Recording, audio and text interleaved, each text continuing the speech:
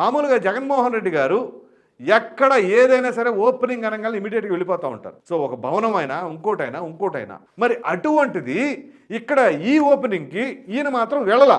ఎందుకని గైర్హాజరయ్యారు? చాలా తెలివిగా తప్పించుకున్నారా?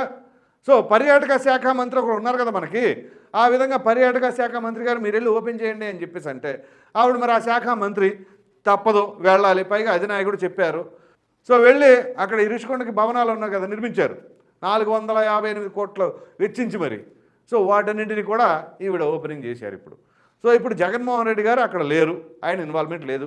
నాకేం తెలీదు, ఏదైనా ఉంటే ఆ రోజా గారే చేశారు అన్నట్టుగానే ఉండదు. రేపు కోర్టు ఎప్పుడైనా సీరియస్ అయితే సో మరి ముఖ్యమంత్రి గారు ఏం చేస్తున్నారు? ముఖ్యమంత్రి మరి రాష్ట్రం పెద్ద కదా, ఏదైనా అంశం వచ్చింది అంటే నేనే పెద్ద, నేనే దిక్కు, నేనే బాసు అని చెప్పేసి అనే జగన్మోహన్ రెడ్డి గారు మరి ఆయనకు తెలియకుండా అక్కడ భవనాలు ఓపెనింగ్ అయినాయా అని ప్రశ్నిస్తే దానికి సమాధానం ఏమని వస్తుంది?